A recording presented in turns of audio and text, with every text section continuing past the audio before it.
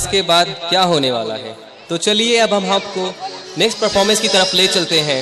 अदनान एक मिनट मैं तुमको कुछ सुनाना चाहती हूँ। इरशाद।